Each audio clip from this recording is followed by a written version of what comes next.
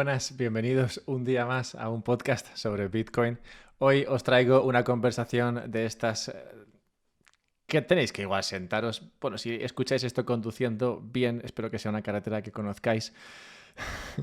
Si no, pues bueno, sentaditos tranquilamente. Es una conversación que es bueno digerir con tranquilidad y que no te dé ningún sobresalto. Es una conversación que me sorprendió a mí. No, normalmente cuando invito a alguien al podcast puedo anticipar hasta cierto punto por dónde me va a llevar la conversación, qué podrá salir o qué tipo de conversación acabaremos teniendo. No obstante, esta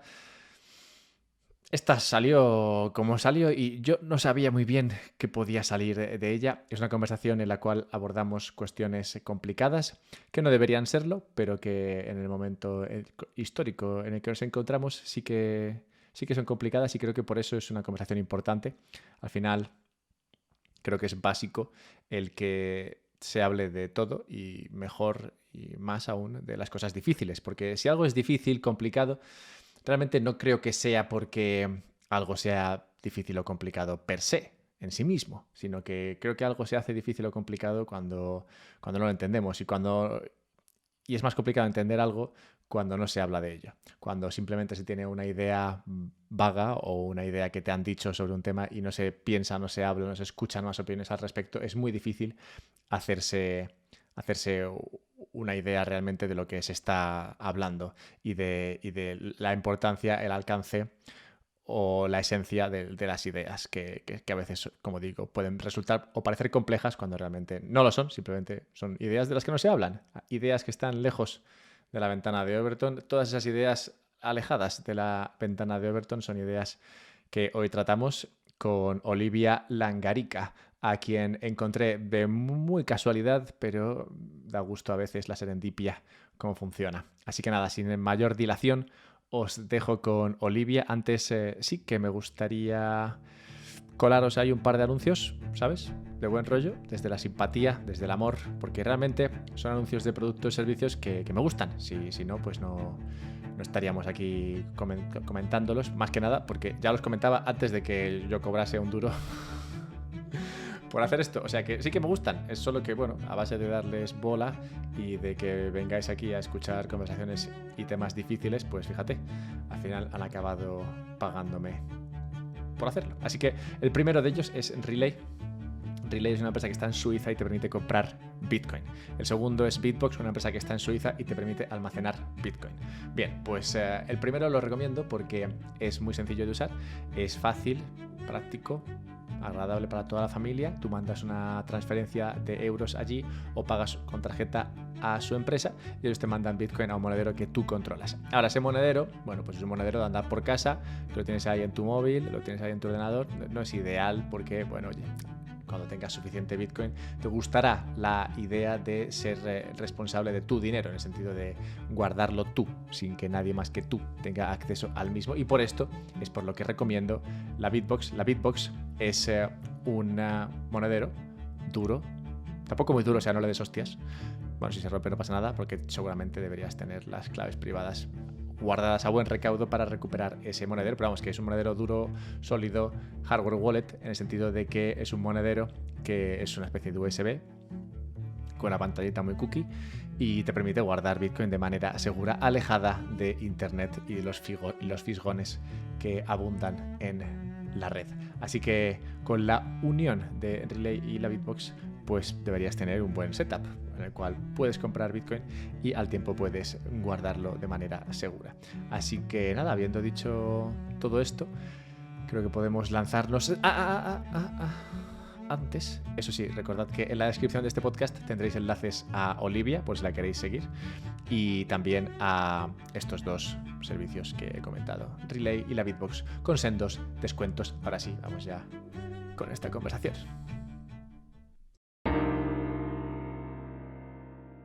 Hola Olivia, bienvenida a un podcast sobre Bitcoin.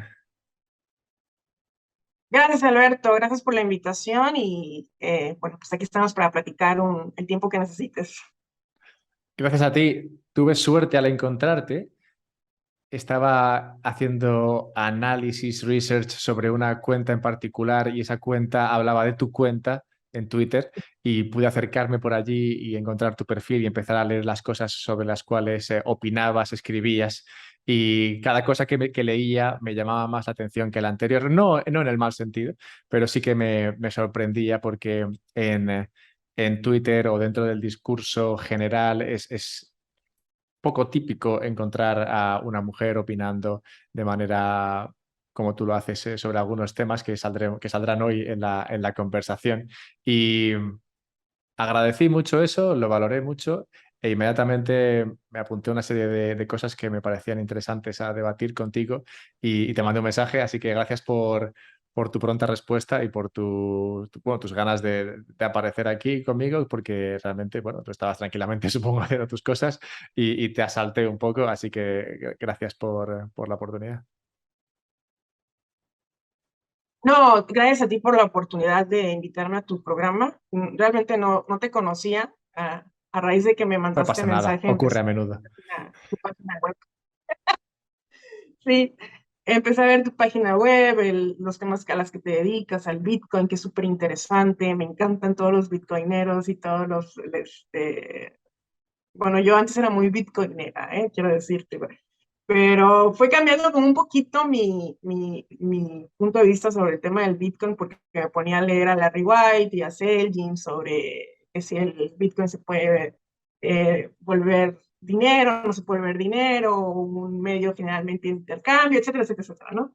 Pero me encanta escuchar a los que son expertos en ese tema y bueno, pues gracias a que me contactaste ya tengo a un experto a quien contactar en el tema del Bitcoin.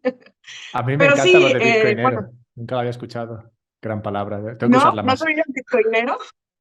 No, bueno, yo lo anglosajonizo, digamos, porque yo digo, hablo de bitcoiners, pero no, bitcoineros suena mucho mejor. Bueno, es un término como más menos anglo, ¿no? Menos anglo, Sí, sí, más no, latino, suena más muy latino. castizo. Suena muy castizo, yo Sí. lo veo bien. Bitcoineros, voy a empezar a usarlo más. No sé por qué, bueno, más, voy a empezar a usarlo. Antes no lo había usado nunca. Así que muchas gracias por compartir esa parte. Ya me explicarás después qué fue exactamente aquello que leíste de Selgin que te hizo, digamos, cambiar de idea respecto al Bitcoin. Pero antes de llegar allí, que supongo que es un momento más reciente, me gustaría preguntarte bueno, voy a primero hacer una pequeña explicación a la audiencia. Todo lo que leí en tu Twitter eran opiniones desde un punto de vista libertario cristiano, para más señas. Y me gustaron mucho esas opiniones, me parecieron muy interesantes. Así que te quería preguntar eso, ¿cómo era tu vida antes de descubrir el libertarismo y cómo fue que te acercaste al libertarismo para encontrar respuesta a algunas de las cosas que veías en la vida y que no te cuadraban? Sí, mira, como te comentaba, yo llegué a los temas de libertarismo por el lado cultural, ¿no? O sea, empecé con temas muy básicos de lo que le dicen, entre comillas, la batalla cultural o del marxismo cultural, el tema del homosexualismo, el tema de las opciones homoparentales, del aborto y todo esto. En Estados Unidos, no sé si sepas o lo conoces, hay un provida y un conservador. Antes se consideraba libertario, que se llama Ben Shapiro. Yo creo que sí lo has de conocer, ¿no? Sí, Él se consideraba libertario y conservador al mismo tiempo, ¿no? Entonces, cuando yo lo empecé a escuchar sobre los temas de aborto y los temas culturales, él empezaba a hablar del tema del libertarismo al mismo tiempo, ¿no? Entonces, eso me empezaba como a llamar la atención. Sí recuerdo alguna vez que me senté en el escritorio donde estoy y digo, a ver, vamos a ponerme a estudiar de la nada los sistemas políticos que existen, ¿no? Y dije, bueno, a ver, está socialismo, está liberalismo, está socialdemocracia. No tenía muy claro en qué consistía cada uno, pero de la nada me llamó la atención y empecé a estudiarlos. Entonces, todavía que en el camino me fue encontrando a personajes como Ben Shapiro en Estados Unidos, como Prageru ¿cómo se llama? en Estados Unidos, sobre todo para el tema cultural, pero analizando los temas culturales, yo veía que tenía bastantes mm, diferencias con el sector conservador, ¿no? No creía que ciertas situaciones sociales tenían que estar reguladas por el Estado. Y ahí fui como abriéndome camino con el tema del libertarismo y empecé a analizar qué temas sociales o sociopolíticos deberían estar regulados por el Estado y qué temas no deberían estar regulados por el Estado, ¿no? Y empecé uno por uno, la homosexualidad, las adopciones parentales, ¿cómo se llama esta? Lo del tema del aborto y bueno, así lo del tema de la inmigración, sobre todo, en fin. Entonces, había ciertas cosas en las que yo estaba muy de acuerdo con el sector conservador de que tenemos que, desde luego, hacer eh,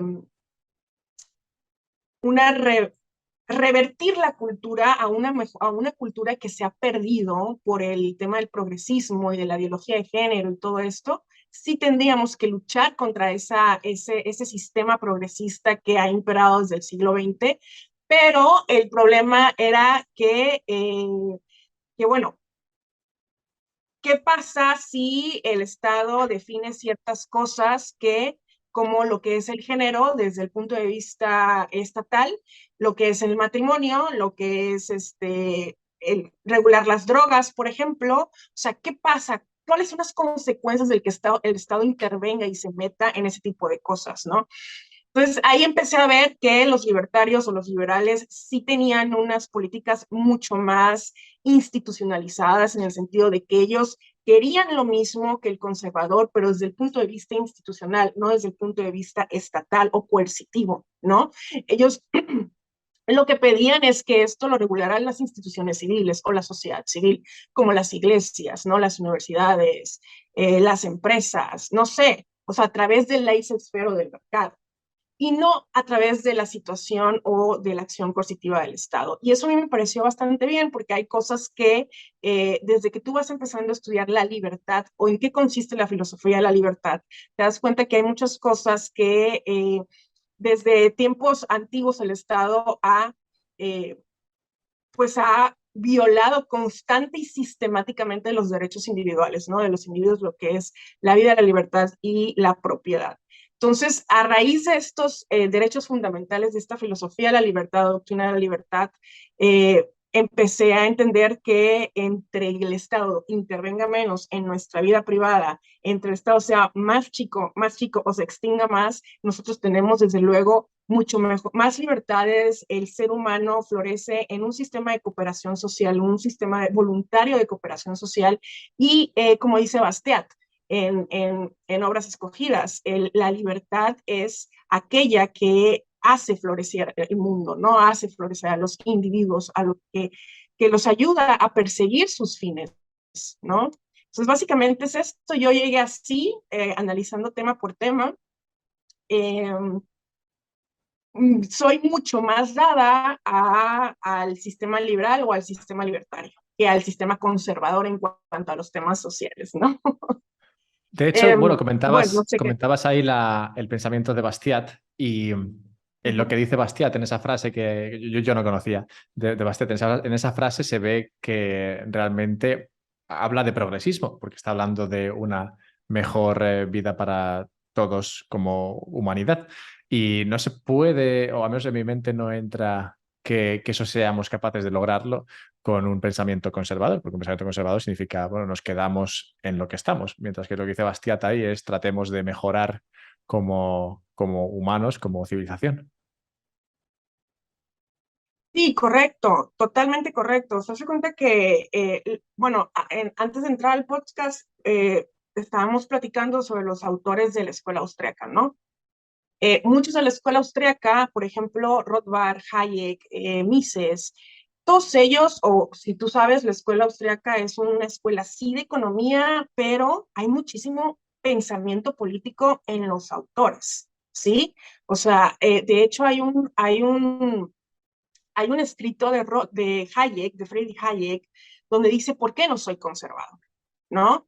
Y es bien curioso porque Rothbard dice, no soy conservador porque a partir del siglo XIX, y ahí coinciden los dos, Rothbard y Hayek, que se da o crece o se desarrolla un conservadurismo estatista que trasciende ese conservadurismo que empezó a gestarse con los clásicos, con Burke, con Acton, con Smith, con Hume, con todos ellos, eh, ese conservadurismo se vuelve cada vez más estatista, ¿no? Se vuelve cada vez más intervencionista. Entonces, él dice, en el siglo XIX, el siglo XX, él hace una separación. Sí, los liberales siempre han tenido que luchar políticamente junto a los conservadores, pero eso no quiere decir que sean conservadores, sino que juntos han tenido que unir fuerzas para hacerle frente a lo que al sistema político socialista que nació muy fuerte con Marx en el siglo XIX, ¿no? Y él dice que precisamente los liberales, hay una gran diferencia entre el sistema conservador y liberal. Como decías, el liberal busca progresar, el liberal busca no estancarse en esos sistemas de tradicionalismo y busca innovar todo el tiempo, ¿no? Caminar hacia la innovación, caminar hacia el progreso.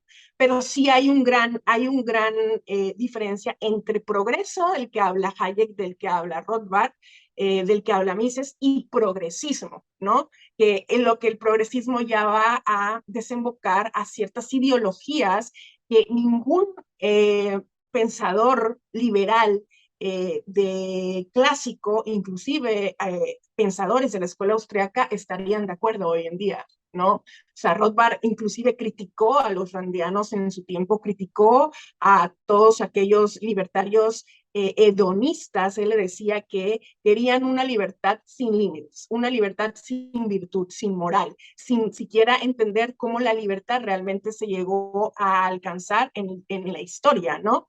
Eh, y bueno, básicamente es esto. Es bien interesante porque desde el punto de vista liberal hay varias corrientes, vamos a decirlo así, pero ahí predominan dos, el liberal conservador y el liberal progresista, ¿no? El liberal conservador nace, desde luego, del liberalismo clásico, que se viene con John Locke, que se viene con Burke, que se viene con Smith, que se viene con Tocqueville, ¿sí? Que se viene con Hume, con Acton, pero en el siglo XIX nace, por ejemplo, el liberalismo progresista, que se separa, eso lo dice, a mí se me olvidan los nombres, ¿eh? No Pero parece, por esto ahora lo vas muy dice, bien. perdón, esto lo dice, se me va el nombre del Mises Institute, se me va el nombre, pero bueno, se separa del liberalismo clásico, siendo que Bentham y John Stuart Mill empiezan a entender que las instituciones intermedias entre el individuo y el Estado, que son, por ejemplo, la Iglesia, una muy importante institución civil, son las que impedían el desarrollo y la libertad del individuo, ¿no?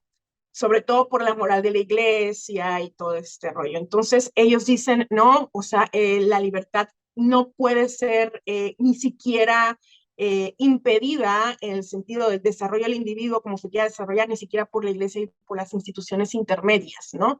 El individuo tiene que ser libre, totalmente libre. Entonces ellos se separan de este liberalismo clásico donde Locke decía, no, las instituciones intermedias son las que le dan molde a la cultura, le dan molde a la moral, le dan molde a la sociedad civil, ¿no? Si tú desapareces esas instituciones intermedias, tú te quedas como en una islita, en un individuo que él quiere hacer una libertad absoluta y completa, sin valores objetivos, sin virtud, sin moral, sin esa cooperación entre individuos que da el mercado y que el mercado necesita para subsistir. Tú te quedas como en una isla, aislado allá, haciendo lo que tú quieras, pero obviamente no interactúas con esa sociedad que necesita de cierta manera una base moral y una virtud, ¿no?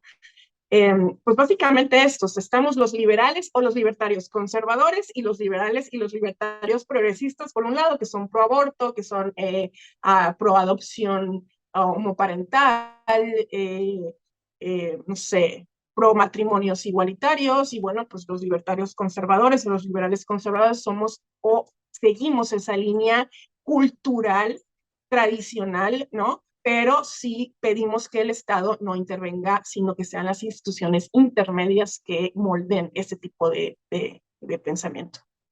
Han salido a relucir algunas de las opiniones que me parecieron interesantes a tratar contigo, entre Uh -huh. ellas, pues eso, el matrimonio igualitario, las adopciones homoparentales, bueno, incluso la cuestión del patriarcado opresor y una serie de ideas que tú comentas en Twitter. No obstante, antes, si acaso de llegar a ellas, me gustaría ahondar un poco en una cuestión que has dicho y que creo que es un poco la base de todo, ¿no? Y es la cuestión de la moral y el si existe una moral fija, firme, estable a lo largo de los años o si esta moral va evolucionando o va variando. Y si es el primer caso, si esa moral es única, ¿cómo podría o quién podría decidir cuál es la moral buena? O si a esta llegaríamos simplemente por ensayo-error. En este caso es en el que yo entendería que podrían convivir una o más morales y que unas funcionasen, digamos, mejor que otras a la hora de desarrollar al individuo. Pero me gustaría escuchar tu opinión a este respecto. Bueno, yo creo que el debate de la moral o el argumento de la moral es independiente, ¿no? Del tema del Estado, porque el Estado, a ver, desde el punto de vista liberal, sí tiene ciertas, punto de vista liberal de un Estado muy pequeño, ¿no? O sea, sí tiene cierta moral o ciertas eh, pautas morales que tiene que cumplir, por ejemplo, no sé, lo que platicamos, un minarquista o un liberal clásico cree que el Estado sí tiene que ejercer eh, cierto sistema de justicia desde el Estado, ¿no? Desde la acción coercitiva. Y si el Estado tiene que ejercer justicia, entonces sí tiene que haber cierta moral de no matarás, ¿no? O no está prohibido robar, o está, pero es una moral muy universal, ¿no? Es una moral entendida naturalmente de que si una sociedad no respeta la propiedad del otro y vive a base del hurto, es una sociedad insostenible, ¿no? Y para eso se necesita pues cierto patrón de justicia o cierto aparato de justicia que regule eso. Pero por otro lado está la moral particular, ¿no? La moral particular, y esto sí lo sostenemos mucho los liberales o los libertarios más que nada, es aquella moral que, que ok, independientemente de que seas cristiano o no seas cristiano, o creas que la moral es objetiva o no es objetiva, hay una moral particular que corresponde solamente a la esfera del individuo, ¿no? De que si yo creo que, por ejemplo, no sé, eh, eh, que si dos personas del mismo sexo es moralmente que estén unidas, ¿no? Dentro de un concepto que se llama matrimonio, ¿eso es moral o no es moral? ¿No? Es un ejemplo. No sé, que una persona de pronto esté constantemente drogada o consumiendo droga, o sea, ¿eso es moral o no es moral? Entonces, hay ciertas cosas que son moral universal y moral particular. La moral universal todos lo entendemos como que son ciertos principios que si nosotros como seres humanos violamos la naturaleza de esos principios, las sociedades no son sostenibles. Y la moral particular pertenece a la esfera del individuo, nada más, ¿no?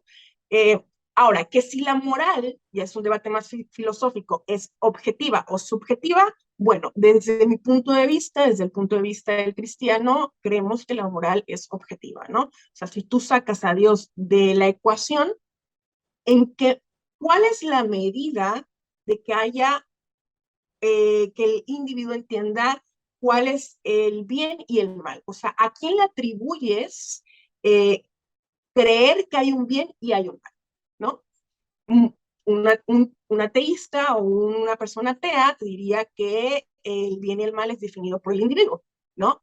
Y ahí ya tenemos un problema. Ahí tenemos un problema porque los individuos tienden a juzgar el bien y el mal de una manera subjetiva y una manera demasiado relativa, ¿no? Para ti algo puede estar muy mal y para mí eso que a ti te parece que algo puede estar muy mal, para mí puede estar muy bien, ¿no? Entonces, sí tiene que haber, para nosotros entender que si hay una moral universal como el que matar es malo, el robar es malo, ¿sí? El que, no sé, el ponerle los cuernos a la novia o poner los cuernos a la esposa, que es adulterio, es malo, es bueno, bueno, para muchos eso es infidelidad o es no sé, son muchas cosas que hay que entran en dentro de la moral objetiva y que si todos, absolutamente todos entendemos que está mal ciertos principios morales universales, entonces tiene que haber un ente central que haya y de donde salgan la naturaleza de esos principios morales, que es Dios, ¿no? Eh, entonces, ese es el tema. El tema es que una cosa es el debate político de la moral y otro es el debate filosófico de la moral, ¿no? El debate político entendemos que, bueno, ya sabemos que la moral particular no siempre se puede coaccionar, ¿no? Pero esa moral particular tiene un trasfondo filosófico que va a desembocar en el debate entre los teístas y los ateístas, ¿no?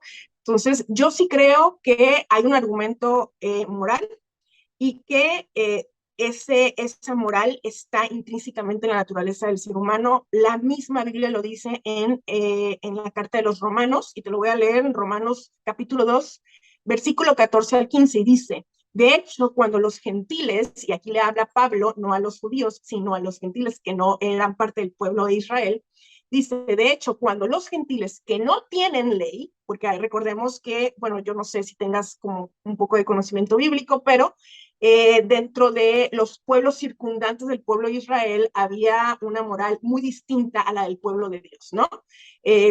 Mataban a sus hijos, daban en sacrificio a sus hijos, tenían como unas reglas morales muy distintas a lo que era el pueblo de Israel. Entonces dice, de hecho, cuando los gentiles que no tienen ley cumplen por naturaleza lo que la ley exige, ellos son ley para sí mismos. Aunque no tengan la ley, estos muestran que llevan escrito en el corazón lo que la ley exige, como lo atestigua su conciencia, pues sus propios pensamientos algunas veces los acusan y otras veces los excusan, ¿sí? Entonces, ya hay una ley en natural, inclusive la que habla Rothbard, la que habla no, Santo Tomás de Aquino, todos esos grandes pensadores medievales, hay una ley natural en el individuo y esa misma ley natural es una ley que cumple y exige la ley del ser humano.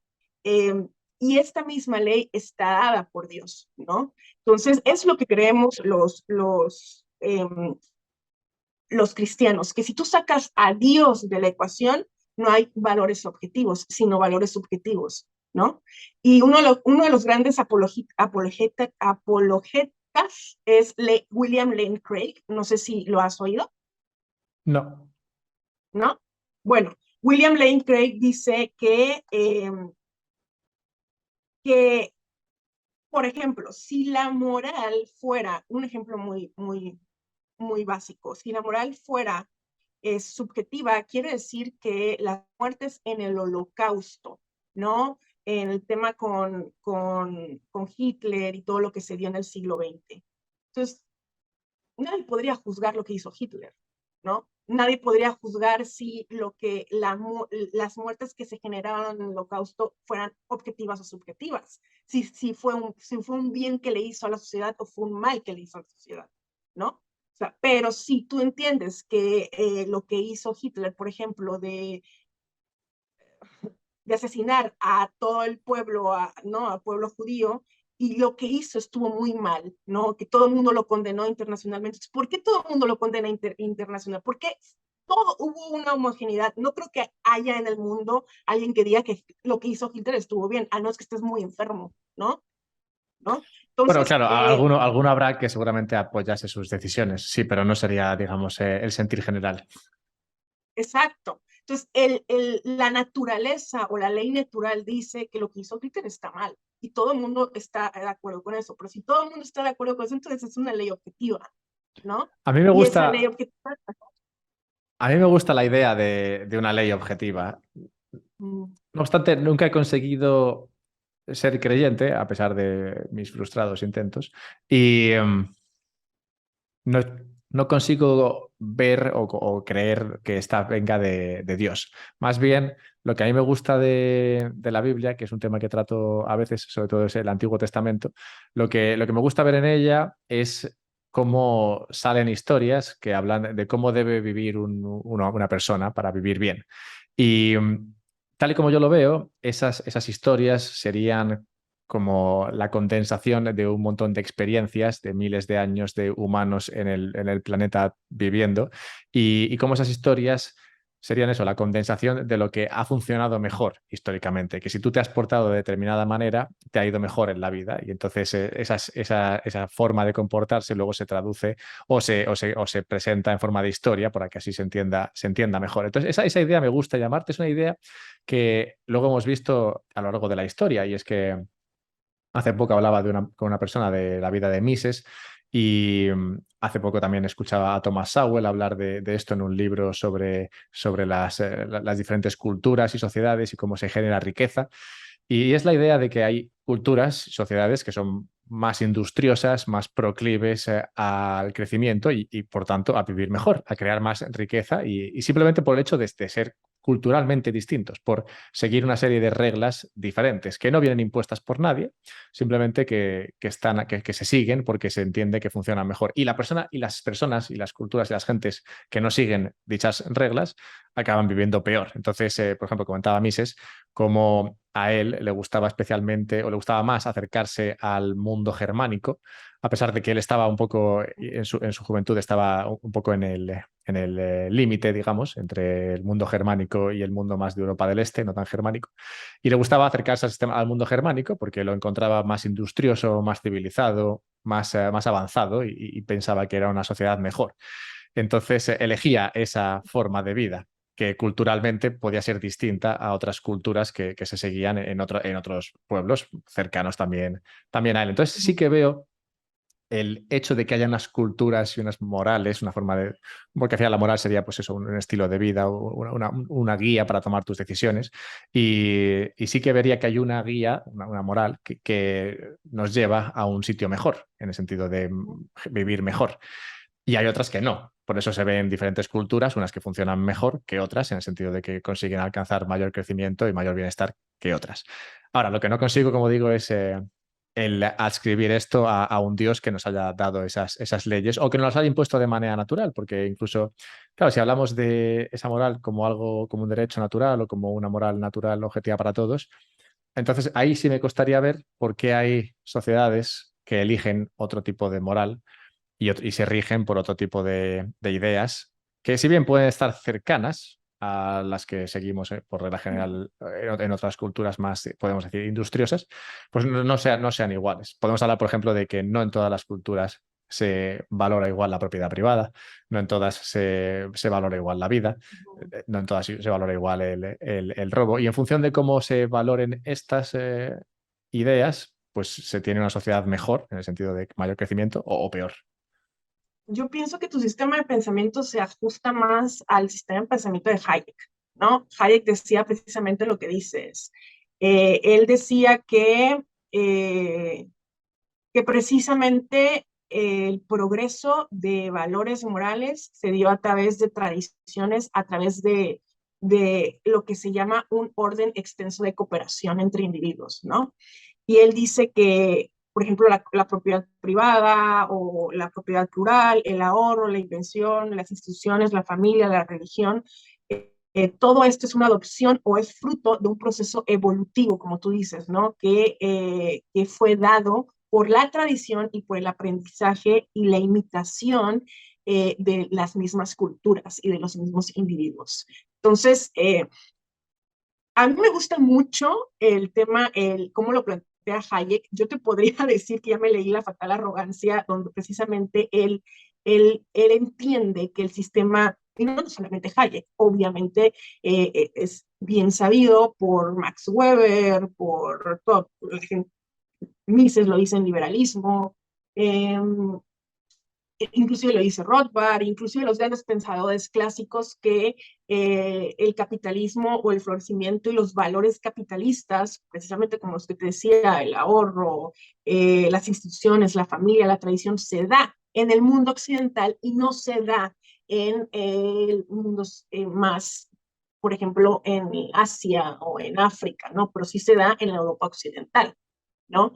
Eh, el tema aquí es de que si se dan, como tú dices, a través de lo que es la cultura o los valores que dejaron la cultura cristiana o el judio-cristianismo, o simplemente fueron valores que se fueron desarrollando a través de la cooperación o del orden extenso de la cooperación entre individuos, ¿no?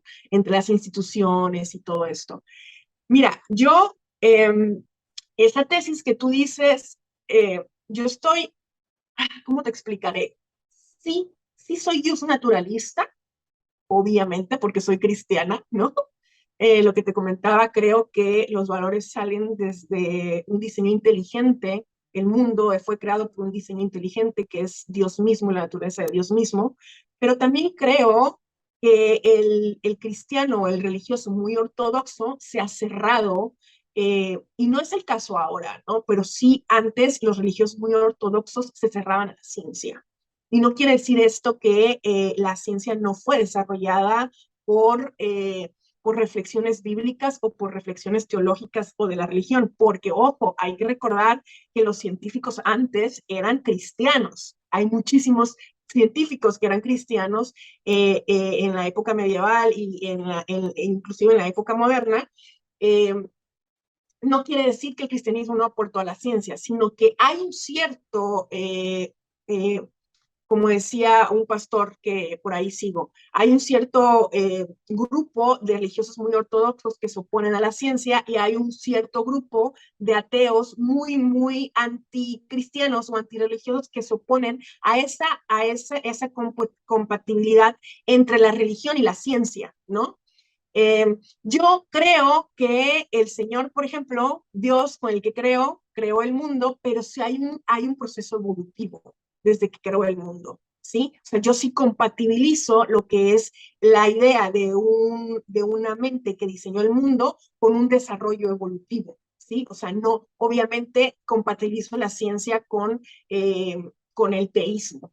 Entonces, no sé, Hayek no era agnóstico, de hecho casi todos los pensadores de la escuela austríaca eran agnósticos, pero tiene esta tesis muy interesante del consecuencialismo, que él cree que las culturas, como tú dices, se fueron desarrollando a través y a medida que fueron solidificándose en las instituciones sociales, ¿no? Que a la medida que fueron creando la propiedad privada, fueron denominando la familia, la religión, por ciertas cosas sociales que se dieron.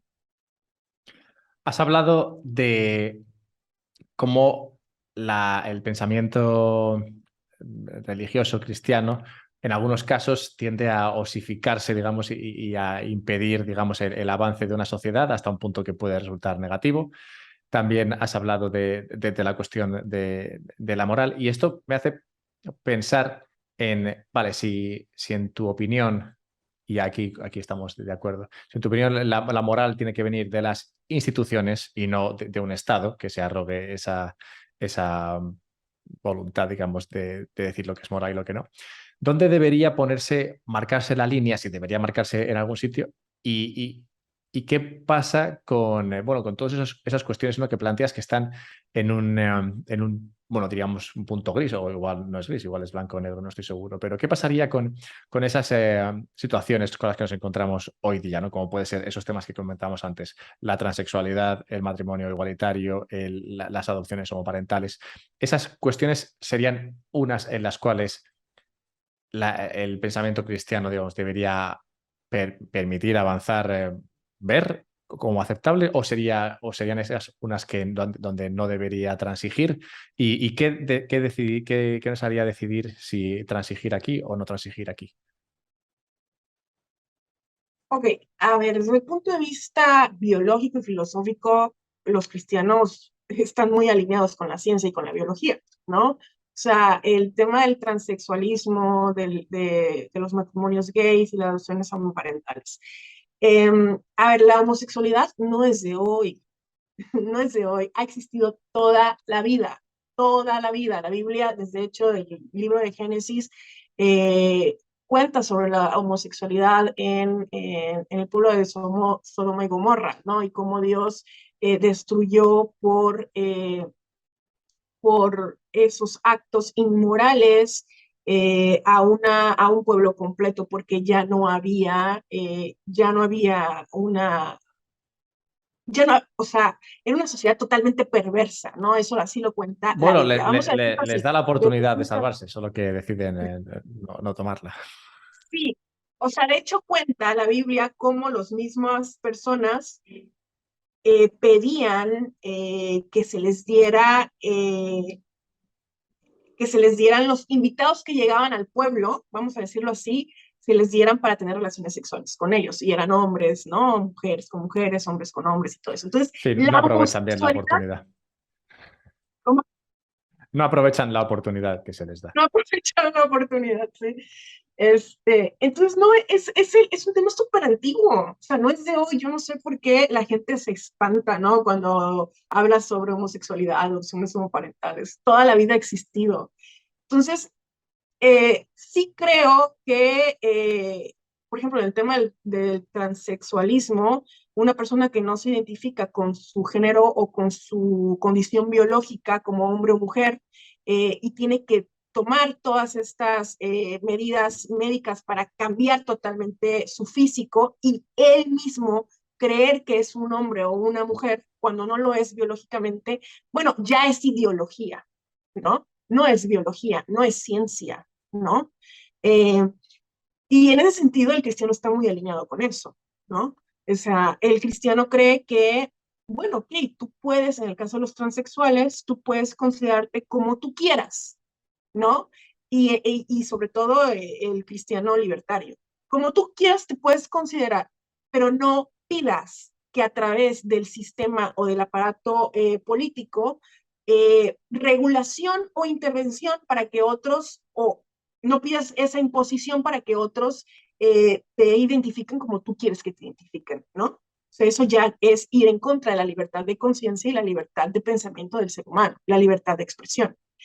Eh, entonces, sí creo que el aparato estatal tiene que estar totalmente fuera de la regulación y de la vida privada de un individuo, sea transexual o no sea transexual. O sea, como si te quieres identificar como hombre siendo mujer o viceversa, el aparato estatal tiene que estar totalmente ajeno a esas decisiones particulares y privadas de tu vida.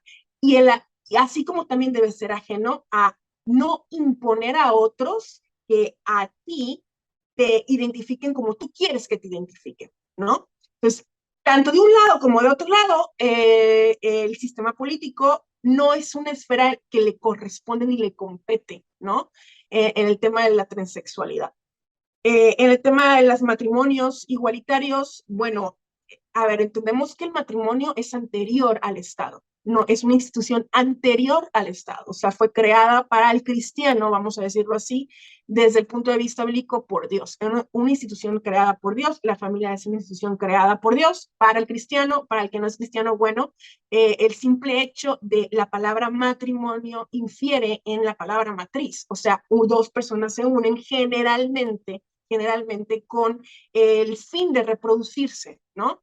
Eh, el matrimonio igualitario de dos personas del mismo sexo, pues literalmente no existe. Son dos personas amigas. Para el cristiano no existe. Y para las personas que no son cristianas, pero que entienden que es algo, es un tema muy objetivo de género, de biología, de que un hombre y una mujer se unen para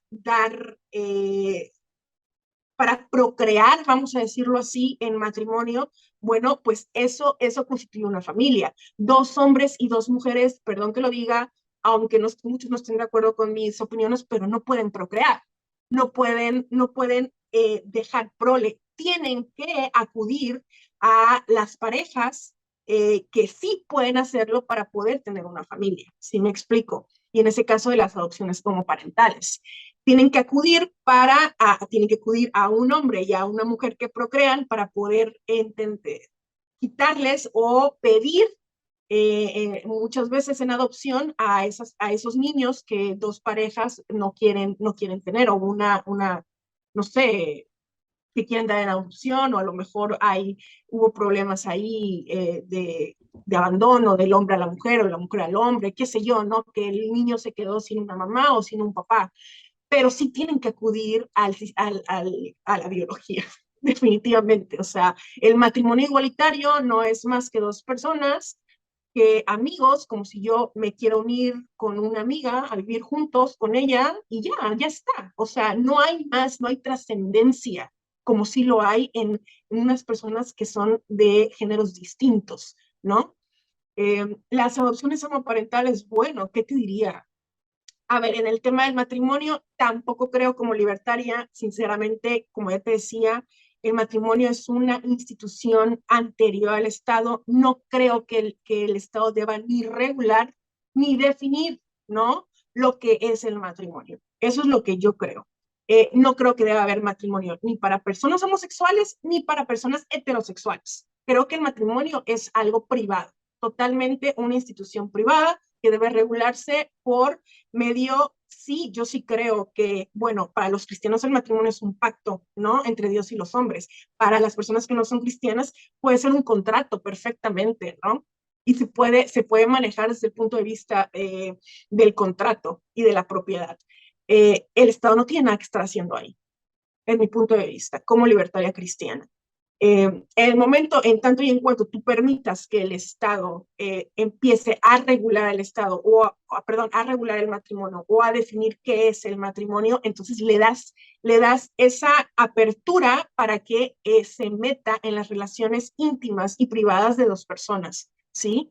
Que hasta el día de hoy tenemos al Estado metiéndose en nuestra vida privada, porque el Estado te casa, ¿sí? En España, en México, en Estados Unidos, lo que no pasaba en el siglo XIX, siglo XVIII, el Estado no casaba. Esto es nuevo. O Sí, sea, se ha tú no arrogado vas a un registro. ese poder, sí. Pero bueno, ese y muchos otros. El de casar, pues sí, es uno de tantos otros. No es uno que pondría yo arriba de mi lista de preocupaciones de lo que el Estado hace ahora por mí, que no debería o que no querría yo que hiciera, pero sí que es una de ellas que está ahí. Has dicho, bueno, has dicho muchas cosas con las que coincido. Me gusta especialmente cómo has pasado por estos temas que no son sencillos, que traen mucha cola. Conocemos a los casos de muchas personas que se meten en este tipo de fregados, ¿no? Se diría en español. Y luego no es fácil salir de ellos. Uno típico sería muy conocido, Jordan Peterson, se mete muchas veces en estas historias y Sí, me no siempre encanta Jordan sale. Peterson. Sí, no, yo soy muy fan, pero no siempre sale bien parado. Entonces, son temas complicados y me gusta cómo lo has abordado, porque, bueno, salvo que te haya entendido mal, la cuestión es simplemente la de dejar fuera del Estado, bueno, la de dejar una serie de cosas fuera del Estado, la de dejar, digamos, el ámbito privado alejado del Estado, donde el Estado realmente ni pincha ni corta, no debería meterse.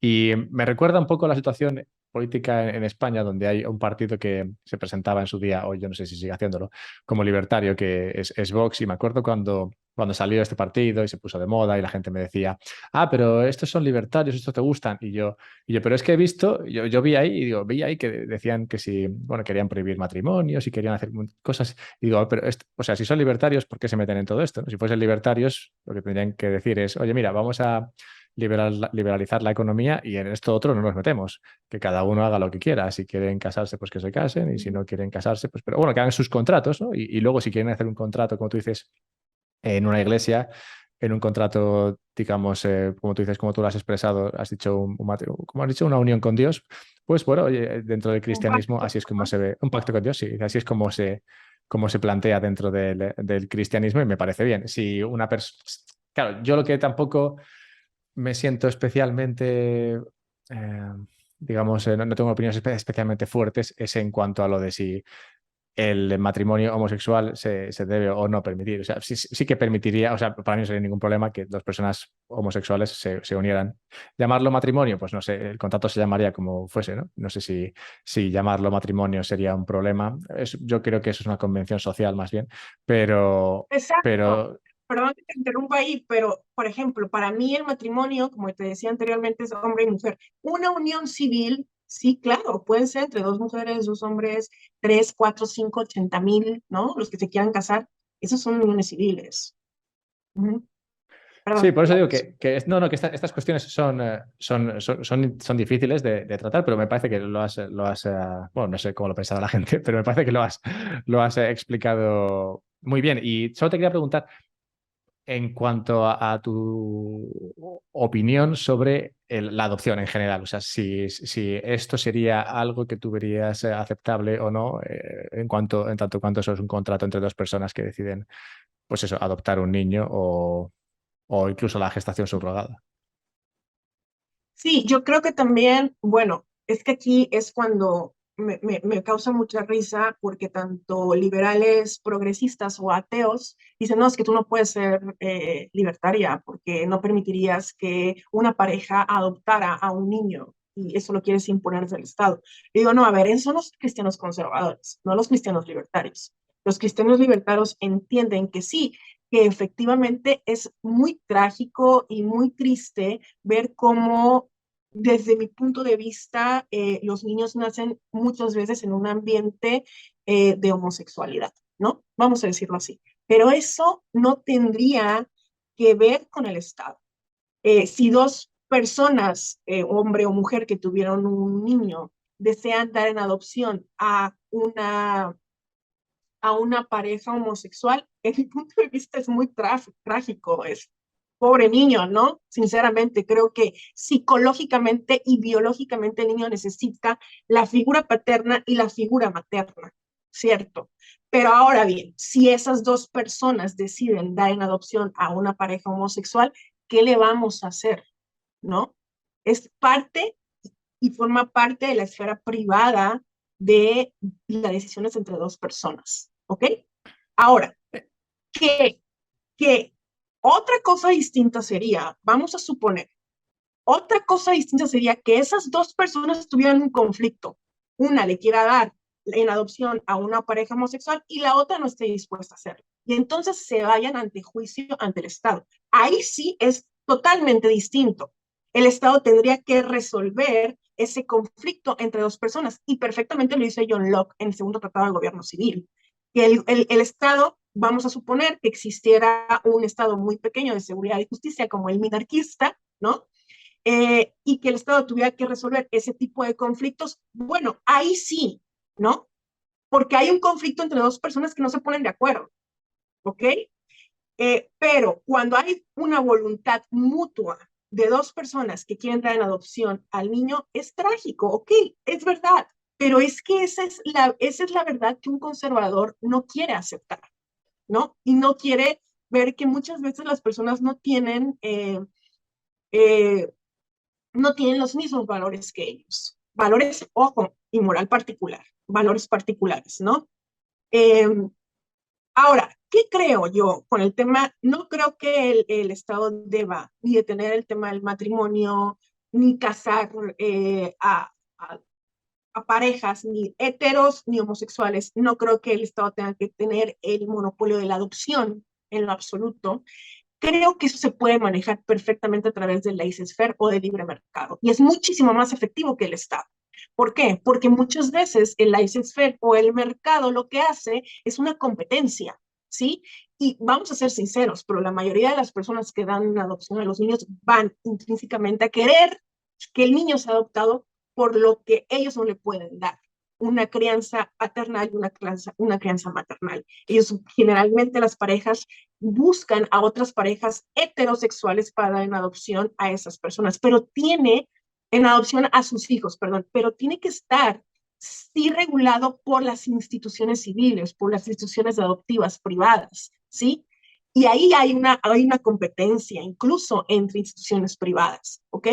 Eh, el Estado, ¿por qué el Estado tendría que tener esa competencia del tema de la adopción?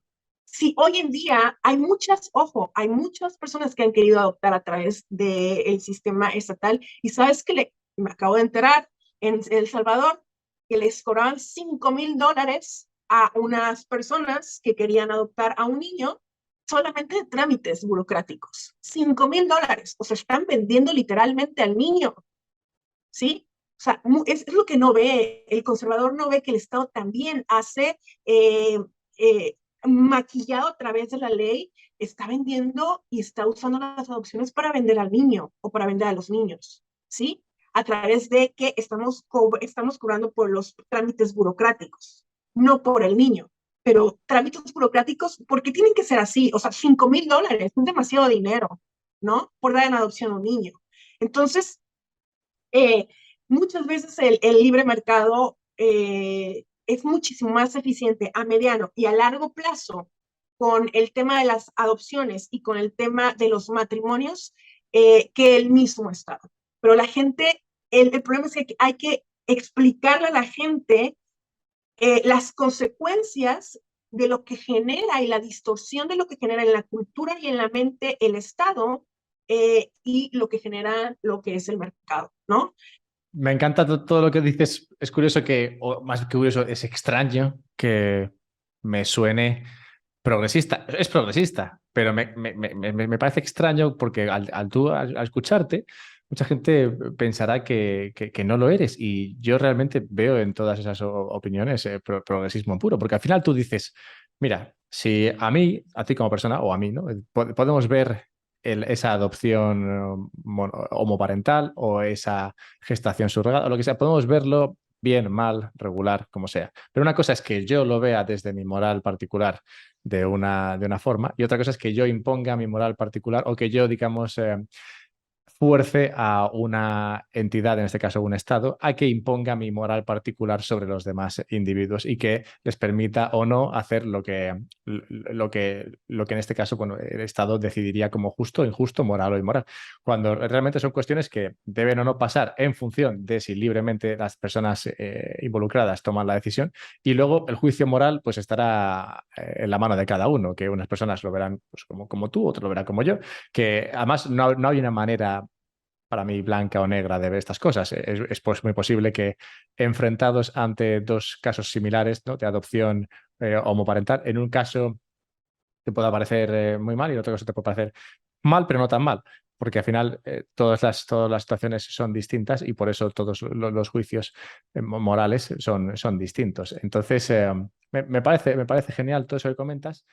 Breve pausa, que creo que además viene bien en este punto.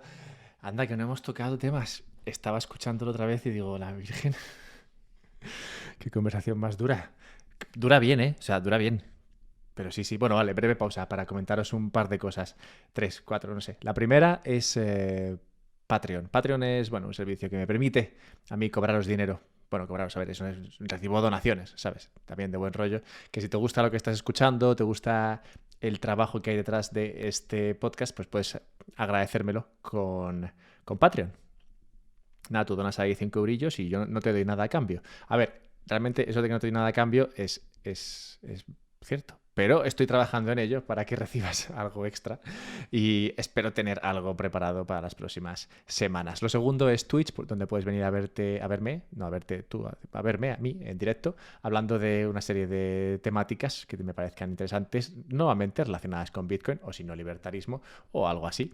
En esta conversación, aunque parece que no, luego hablamos de Bitcoin también, pero bueno, en Twitch lo hago más a menudo, también hago estas entrevistas en directo. Y total, que hago tantas cosas en directo y tanto contenido que luego no me da la vida para otras cosas. El caso es que otra cosa que puedes hacer es irte a la página web unpodcastsobrebitcoin.com y encontrar todos los capítulos, temas por categorías, lo cual te ayudará si estás aprendiendo Bitcoin o si te interesa el tema de la energía o el de la inversión o el de la economía. Ahí los tienes todos por categorías. Y finalmente, si te gusta escuchar podcasts, como entiendo que es el caso, puedes hacerlo en la aplicación de Fountain. Es una aplicación como Spotify, como iTunes, que te permite escuchar podcasts, los míos, los de tus podcasters favoritos muy probablemente, y recibir sats y enviar sats a la peña que te gusta. O O sea que si te estás escuchando esto y dices, ah, mira qué tío más majo, le ha mandado unos sats, pues puedes hacerlo. Si tienes sats, claro. Pero si no tienes sats, no sé qué haces con tu vida. Bien, pues seguimos con la conversación. Espero que hayas cogido fuerzas. Me parece también un buen momento para entrar a abordar la cuestión del minarquismo, que me gustaría que lo explicases brevemente por si hay alguna persona que no sabe lo que es el minarquismo. Y si en tu manera de entender una sociedad, digamos, ideal, el Estado sí que debería entrar a prohibir algunas cosas, como podría ser, no sé, la cuestión de las drogas, la prostitución, etcétera. Voy a hacer un paréntesis. Yo no estoy en absoluto en favor de las adopciones homoparentales, ¿eh? O sea, de Sí, sí, hecho, no, por eso, ni yo de sé que no estás en favor, matrimonios pero que lo igualitarios, aceptas. ni del transexualismo. Lo que yo digo es que el mercado es mucho más efectivo en combatir eso, ¿no? Ese sistema de pensamiento o esa ideología de género que el Estado. Es decir, yo puedo, a través de mi libertad de expresión, levantarme en pancartas, ¿sí? A denunciar ciertas, ciertas instituciones que están, por ejemplo, dando una adopción a niños, a parejas homosexuales. No estoy de acuerdo, pues le digo al mercado, a través del mercado, ¿saben qué? Denuncio esto a través de mi libertad de expresión, pero jamás, jamás lo impondría a través de la acción coercitiva. No sé si me explico. Sí, sí, ¿Sí? es justamente lo Ok. que... Esa opinión o esa forma de verlo me parece muy progresista porque al final es la idea de, bueno, yo tengo mi forma de ver las cosas, pero lo que no hace es imponerte a ti mi forma de ver las cosas. Exacto. O sea, lo impondría, vamos a decirlo así, a través del mercado. Claro, no, como la persona que decide, por ejemplo, si yo creo que las vacas son muy buenas y que la comida de vaca es muy buena y que las vacas cuanto mejor alimentadas, mejor, ¿no? Pues si yo, ¿cómo haría por avanzar eso? Pues lo que haría sería comprar ese tipo de comida, ese tipo de corte, ¿no? De vaca que Exacto. viene del campo. Entonces, ¿qué estoy haciendo? Estoy demandando eso, lo que estoy haciendo es dando dinero a ese sector para que ese sector le entre dinero e invierta más en más vacas para que yo así tenga más vacas donde elegir. No, de alguna manera estoy yendo al mercado y votando dentro del mercado para que el mercado me dé lo que yo busco. Sí, sí, sí, totalmente de acuerdo. Bueno, los libertarios creemos que, liberales y libertarios creemos, y inclusive liberales, por ejemplo, Mises, si era más, yo, ahorita que vamos a entrar al tema del minarquismo, Hayek era sí más liberal clásico, tenía más concesiones al Estado, Mises no tanto, Mises sí era más, yo considero más minarquista, él sí habla en su libro de liberalismo de un Estado vigilante nocturno. Eh, eh, no sé, ¿quién más? Ayn Rand sí también era un poco más minarquista. Eh, ¿Quién más era minarquista? Gary North, no sé si lo conoces, me encanta Gary North, acabo de leer, es cristiano libertario austriaco. El problema con él es que él se adhiere a una corriente que se llama teonomismo y que, bueno, es una corriente dentro del protestantismo que quiere reivindicar ciertas cosas del Antiguo Testamento que contradicen la corriente libertaria, ¿no? O sea, algunas lapidaciones contra los homosexuales y ese tipo de cosas raras, ¿no? Una teocracia y así. Pero bueno, él quitándole ese tema del teonomismo, tiene una forma de ver del Estado muy limitado al área de la justicia y al área de la defensa nacional, nada más, ¿no? Mises también, Hayek también, Hayek sí le daba más concesiones al Estado, Rothbard, bueno, era anarcocapitalista, él no quería absolutamente nada, tener que ver nada con el Estado, ya te vi la sonrisita de Rothbard. Sí, Eh, muy fan. yo, mira, el minarquismo es aquel sistema o esa filosofía política, vamos a decirlo así, le decía Robert Nozick, que es Robert Nozick, no sé si te has leído Anarquía, Utopía, él es el principal pensador del siglo XX sobre el minarquismo. Eh, Vamos a decirle que Nozick y Rothbard se encuentran y se enfrentan junto con James Buchanan en el siglo XX a debatir estos temas de qué es lo que el Estado podría o no tener. Y lo que pasa aquí es de que los minarquistas o el debate principal entre los minarquistas y los anarcocapitalistas es esto. ¿El Estado es intrínsecamente bueno o intrínsecamente malo? Es un debate más normativo, vamos a decirlo así. El Estado, el Estado viola sistemáticamente los derechos de los individuos, aún teniendo y coaccionando o vamos recaudando impuestos únicamente para servicios básicos de justicia y de defensa nacional, o no viola esos derechos de los individuos, ¿no? Entonces, aquí el tema del minarquismo es eso. El minarquismo cree que, que el Estado tiene la concesión o tiene la facultad de llevar a cabo ciertas funciones básicas como lo que es la justicia o el sistema de magistrados y lo que es la defensa nacional, ¿no? Ellos dicen que, bueno, vivimos en un mundo violento, en un mundo donde constantemente hay guerras, ataques y que se necesita desde luego un territorio delimitado para proteger a una cierta sociedad que ha decidido ser parte de ese territorio, ¿no? Y obviamente defenderse todos de esos ataques exteriores, ¿no? Rothbard, por otro lado, el anarcocapitalismo lo plantea como, bueno, la defensa nacional, los microestados pueden unirse entre sí para defenderse, ¿no? A través de las agencias de cooperación privada. Entonces, básicamente, el minarquismo es esto, o sea, cree en un Estado muy limitado, no cree en la redistribución. En la segunda parte del libro de Nozick, él critica a John Rawls. John Rawls es el padre intelectual de la socialdemocracia y él dice, John Rawls, que es legítimo que, que el Estado le quite a unos para darle a otros, ¿no? Haya una redistribución estatal, porque de esa manera todos hay un igualitarismo y las libertades que unos tienen las pueden tener también otros a través de esa extracción de recursos de unos y dirigirlos a otros. No se dice no.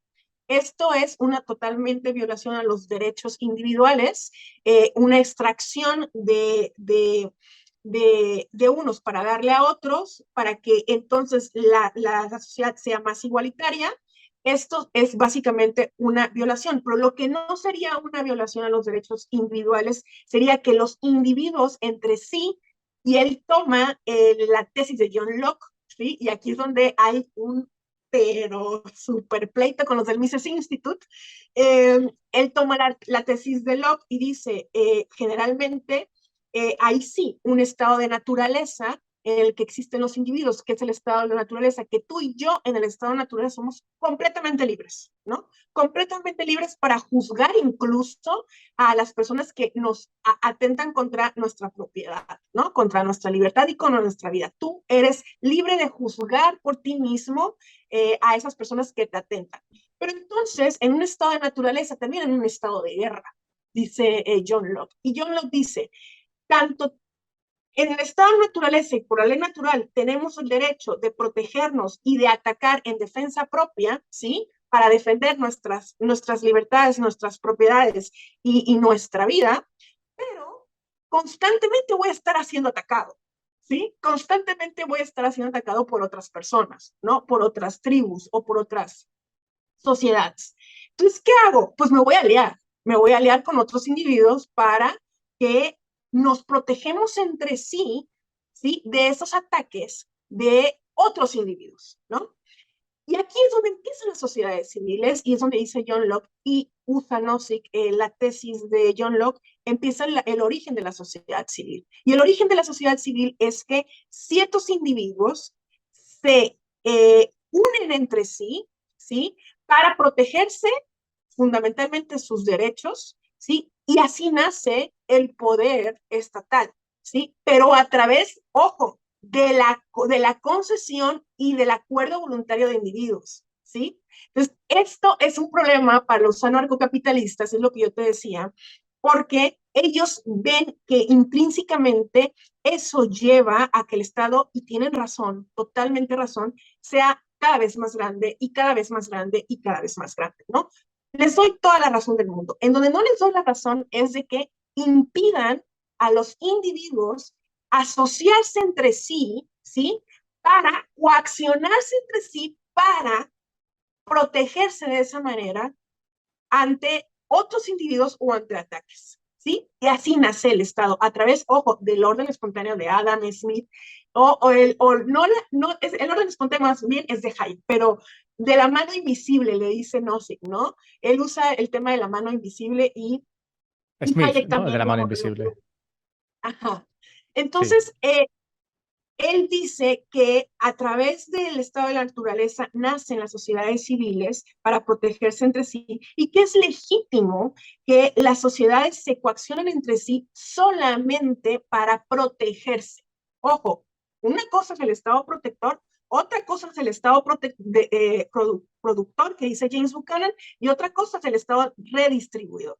¿Sí? Son tres cosas distintas. Lo que dice Nozick y lo que dice James Buchanan es que solamente el Estado debe ser un Estado protector para protegernos entre nosotros. Ojo, por eso tiene que haber un sistema de justicia y un sistema de defensa nacional que nosotros alimentemos a través de esos impuestos legítimos, ¿sí? De un territorio para protegernos entre nosotros a través de nuestro acuerdo voluntario. Esa es la tesis de Nozick. Y eso es lo que básicamente es el minarquismo desde el punto de vista de Locke y desde el punto de vista de Nozick. Y desde el punto de vista, bueno, vamos a decirlo así, que Rothbard está de acuerdo con esa tesis, pero obviamente Rothbard lo que dice, no. El Estado, en el momento de que los individuos se unan para que protegerse entre sí y coaccionarse entre sí, el Estado empieza a crecer, empieza a crecer, empiesa a crecer, y ahí sí ya se violan todos los derechos fundamentales. Tiene razón, no lo voy a, no lo voy a, ¿cómo se llama? A negar. A mí me encanta Rothbard y por eso cada vez que escucho su nombre me sale una sonrisilla, porque es muy limpio todo el razonamiento. Como tú dices, lo explica de tal manera, lo cuenta de tal manera y se lee de tal manera que lo ves que es todo muy consecuente con todo. Y entonces dice, vale, esto, como esto es así, como claramente si tú acabas creando un estado, este estado te va a acabar comiendo, bueno, pues lo mejor será no crearlo de primeras. Y aparte, bueno, estamos hablando solamente del estado protector en este caso, pero bueno, Rothbard escribió mucho de muchos temas y te explica todo de una manera muy consecuente, que todo tiene sentido. Y aparte, me gusta esa manera de explicar las cosas y de ver la economía y la política, porque está tan alejada de donde estamos hoy día que creo que es Sí. bueno, por eso digo, creo que es bueno. A mí me gusta usarlo mucho, a pesar de que sé que es hasta cierto punto utópico, pero me gusta usarla y me gusta estudiar estas teorías porque me parece que es bueno tratar de ir al extremo opuesto, porque, bueno, es como lo típico, una frase esa típica, ¿no? De apunta a la luna, ¿no? Y si acaso, pues bueno, llegas a una estrella o algo eso, pues, bueno, te quedas por ahí cerca. Pero claro, si ya empezamos, o en mi opinión, si ya empezamos aceptando la figura del Estado y que el Estado, bueno, pues puede no ser tan malo, entonces digamos que no estamos alejándonos tanto de donde estamos hoy día y no estamos, digamos, siendo suficientemente ambiciosos. Me parece que es bueno tratar de ir a lo que sería lo perfecto y luego quedarse en lo bueno, que muy probablemente sería pues, una situación más, digamos, minarquista con un pequeño Estado. Además, el Estado en el que tú planteas, ¿no? El cual al final pues, es una unión de personas que deciden bueno, crear algo que en cierta medida les coacciona, les limita, pero lo hace para proveer de un bien mayor, que en este caso sería la protección. Y además vemos históricamente que las sociedades que mejor han hecho esto han funcionado muy bien. Para mí siempre lo pongo como ejemplo. Hace poco, de hecho, hice un podcast, bueno, un directo sobre ello en el cual hablaba de la Constitución americana y la comparaba con la Constitución española. La Constitución como documento fundacional del Estado y no tiene nada que ver la americana con la española. En el caso de la americana se ve claramente que el objeto de la misma es limitar el poder del Estado frente a los ciudadanos y en el caso de la española, redactada unos 200 años después, el objeto es el otorgar derechos a los ciudadanos por parte del Estado. O sea, ya empiezas con que el Estado tiene todo y entonces es el Sí. Estado el que te da a ti los derechos, mientras que en el caso americano era los ciudadanos tienen todos los derechos y lo que tiene que hacer el Estado es tratar de no atacarlos. Entonces, claro, por eso creo que en función de cómo se cree ese Estado, puedes hacerlo mejor o peor. tenemos el caso americano, una constitución de 200 y pico años, un país que ha crecido mucho, un país que no se puede decir que lo haya hecho mal en los últimos siglos, y por otra parte, un estado Ujú. como el español, apenas 50 años de vida, y en 50 años les ha cundido para llegar a un punto en el cual ya prácticamente el Estado tiene todas las potestades y el individuo es ciertamente muy poco libre. Sí, es lo que te decía. El problema aquí es, y bueno, yo te decía en los mensajes o en el intercambio de mensajes que teníamos, es de que a mí me gusta ese proceso evolutivo de llegar al anarcocapitalismo. No me opongo en lo absoluto, soy, eh, soy totalmente en pro de limitar el Estado a su máxima expresión o de extinguirlo siempre y cuando sea a través de ese proceso evolutivo, ¿no? Yo veo que con Rothbard, sí, él tiene, es fascinante Rothbard, o sea, yo le tengo un amor-odio por muchas cosas, no nada más por el tema del apriorismo. Rothbard es fascinante, o sea, tú te tienes que leer La acción humana de Mises e inmediatamente te tienes que leer Hombre, Economía y Estado de Rothbard, ¿no? Porque Rothbard sintetiza y te explica de una manera tan fácil a Mises que, wow, sabes economía, ¿no? En dos volúmenes sabes economía rapidísimo. El problema ahí es que yo tengo es su apriorismo extremo. Está bien, yo en el tema de la praxeología y el tema de que los individuos actúan para pasar de un estado eh, menos satisfactorio a un estado más satisfactorio, que generalmente es así, yo me alineo mucho con ese pensamiento praxeológico, ¿no? Eh, el tema de los intercambios, ¿no? El tema de la catalaxia que comenta la escuela austríaca de los intercambios voluntarios, de cómo el comercio se da. Pero el problema es que Rothbard cae en un racionalismo que para mí, en mi punto de vista, solamente puede sostener en la academia, no en la vida normal, ¿no? O sea, los seres humanos sí somos racionales, pero también está ese factor empírico, ¿no? Lo que el lado o el ala de Rothbard rechazan totalmente, ¿no? Ese extremo racionalismo es el que yo no estoy de acuerdo con Rothbard. Claro, por supuesto, te hace entender muy fácilmente lo que es la epistemología desde el punto de vista económico, ¿no? Eh, es verdad, todos actuamos en base a una razón o en base a la razón, aunque tomemos buenas o malas decisiones, pero no todo, hay un factor empírico también en el que el ser humano absorbe conocimiento, ¿no? A través de las experiencias. Entonces, ahí también John Locke tiene una filosofía bien interesante porque aunque él era empirista, en la reseña que acabo de hacer, es que él dice que él no descarta el factor racional, ¿no? De que tú aprendas a través de la razón o que entiendas el mundo a través de la razón, sino también a través de las experiencias. Eh, por ese lado, digo, a mí me encanta Rothbard, pero no estoy de acuerdo con ese extremismo, al que lleva racional, ¿no? Y inclusive Hayek también de cierta manera lo critica. Él critica el extremo racionalismo y ese extremo racionalismo llevó a los socialistas a, a la planificación central, ¿no? No estoy diciendo, obviamente, no estoy comparando eh, el apriorismo o la razón que describe Rothbard con la que reciben los socialistas, ¿no?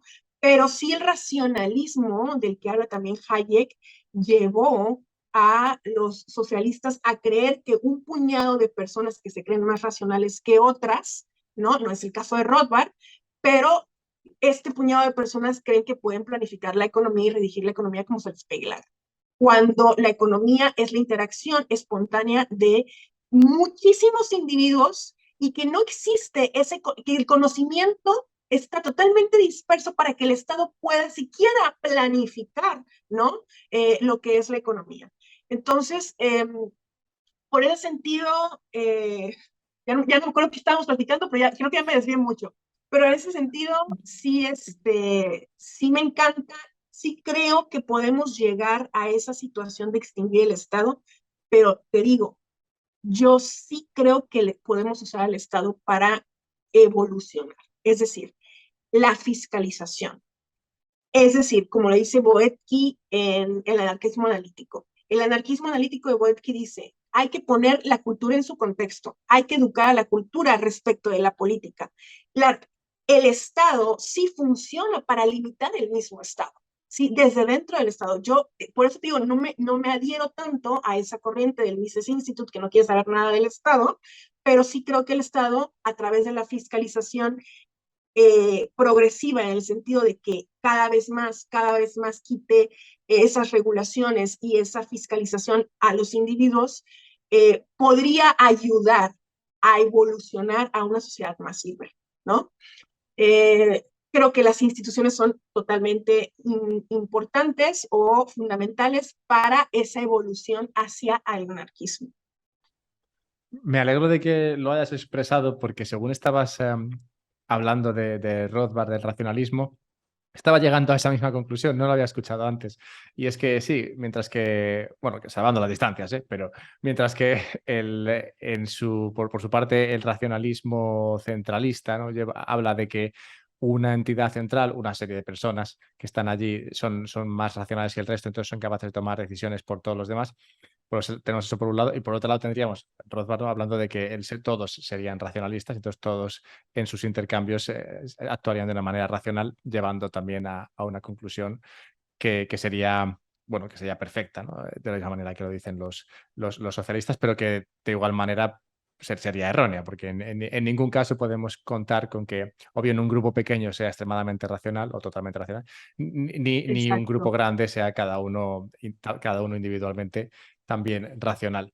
Y hablando de lo que has comentado del empirismo, la dificultad bueno, de la empírica, ¿no? De enfrentarse a la realidad, te quería preguntar si tú opinas que hay una libertad buena y una mala, o una libertad mejor o una libertad peor. ¿Hay grados dentro de la libertad? Fíjate, cuando me hiciste esa pregunta, nunca me lo había planteado así. A ver, de entrada no creo que exista que la libertad sea, la libertad en sí misma es un principio liberal, ¿no? Es un principio libertario, es un principio moral. De hecho, me estoy leyendo precisamente La ética de la libertad de Rothbard, no sé si por ahí lo tienes, ¿no? Se ve La un poco ética de la borroso libertad. porque no es una persona. Ok.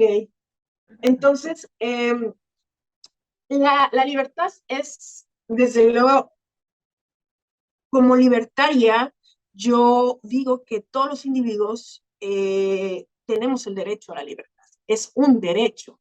Y si es un derecho, ¿sí? Humano, natural, es porque la libertad es buena en sí misma. Ahora, ¿qué tú hagas con esa libertad es cosa distinta, ¿no? Es lo que tú decías, inclusive anteriormente. Eh, Hay personas que prosperan, ¿no? Y hay otras personas que no prosperan tanto. Hay personas que llegan a una edad más avanzada, hay personas que mueren muy jóvenes, ¿no? Eh, ¿Qué es lo que tú hagas con esa libertad? Ahí es donde creo que debemos de centrar nuestro tema. O sea, la libertad debe ser, sí, virtuosa, en mi punto de vista, la libertad debe ser moral, en mi punto de vista. Tú tienes que usar esa libertad, y la misma Biblia lo dice en Gálatas, dice, no uséis tu libertad como ocasión para pecar. O sea, dice, perdón que lo meta, pero dice la Biblia, no uses tu libertad en Cristo como ocasión para pecar. Pero tienes libertad en Cristo, por lo menos los cristianos, ¿no?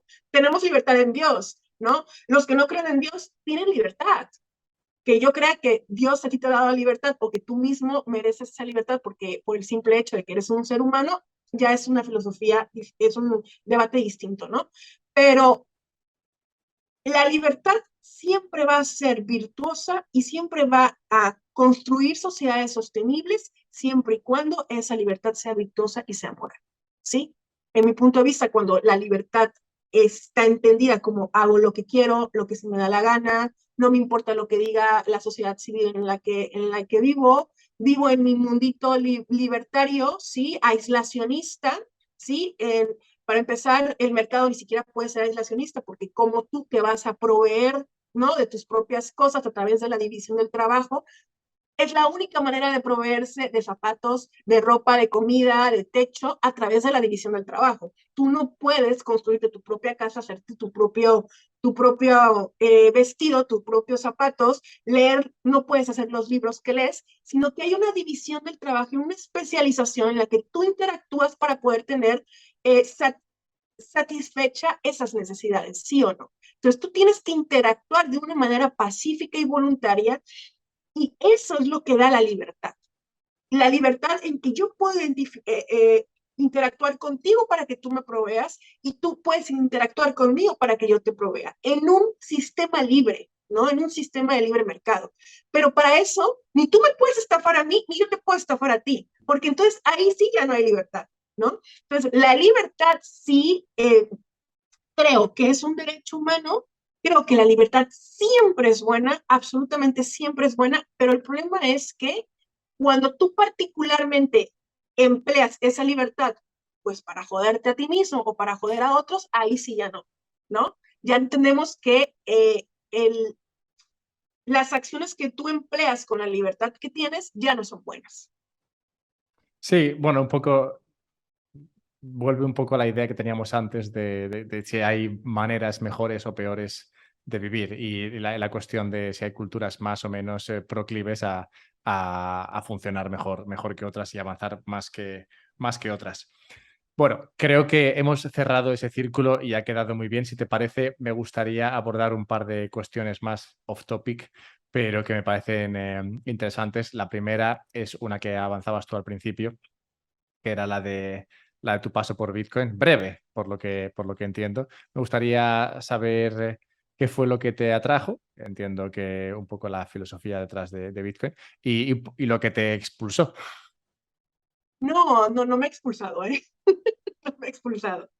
Eh, a ver, yo creo que Bitcoin es la creación, yo no sé, yo no sé a ¿cómo se llama el creador de Bitcoin? Satoshi. Exacto. Yo creo que ese güey, perdón que lo diga de una manera muy mexicana, pero necesita el premio Nobel. O sea, el premio Nobel, ¿no? Ese güey se lo merece, sí. Ese güey se lo merece, totalmente. Eh, yo creo que Bitcoin es una de las invenciones humanas más extraordinarias que existe. O sea, eh, si bien el debate está en que si Bitcoin se puede volver dinero o no se puede volver dinero, dentro, pues, sobre todo los economistas que más leo o que interactúo en Twitter, trato de interactuar, es con Larry White, con Selgin. Larry ya escribía desde 1995 sobre las monedas digitales, y creo que Milton Friedman también predijo el Bitcoin, ¿no? Ya sabían que eso iba a pasar. Hayek Eh, también me lo comentaba. Hayek Bueno, también, obviamente, Hayek, lo de las monedas privadas, ¿no? La descentralización de la banca y las monedas privadas. Este, yo creo que Bitcoin es, a ver, desde el punto de vista liberal y libertario, en sí mismo, en mi punto de vista, descentraliza a la banca central y descentraliza el poder político, ¿no? Porque hay estas microeconomías, ya yo pienso, totalmente me corregirás, pero sí pienso que hay ya microeconomías Bitcoin, ¿no? Que se están pagando entre sí con Bitcoins, ¿no? O sea, sí, ya eso. existen, y en cuanto y en tanto Bitcoin crea microeconomías, hay más descentralización del poder monetario que tiene el Estado, ¿no? Ahora, que Bitcoin sea generalmente aceptado y tenga las características de lo que es dinero, vamos a decir, lo que sea, eh, pues generalmente aceptado, fácil de transportar, que no sea muy pesado, que sea fácil ¿cómo se llama? Como las características que tiene el oro y la plata, que sea fácil de de tener un stock, vamos a decirlo así, Sí, en bóveda. de transportar, de almacenar, de verificar, de dividir. Exacto. Bueno, creo que Bitcoin cumple también con todas esas características. En la que yo creo que todavía falta es que no cumple con el medio generalmente aceptado de intercambio, ¿no? Todavía hay mucha gente que ni usa Bitcoin, ¿no? O sea, yo, por ejemplo, tengo ahí mi app de, a ver, aquí está la app de Wallet of Satoshi. Tengo como 9 Bitcoins ahí nada más.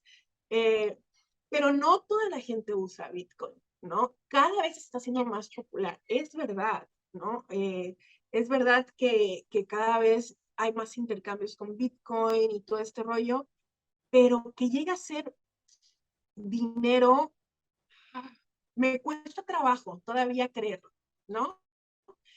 Sobre todo porque Sí, yo también creo, perdona, es que lo hay llevo un, pensando un hay rato y un límite, tengo ¿no? que Hay decirlo. 21 millones de Bitcoins, ¿no?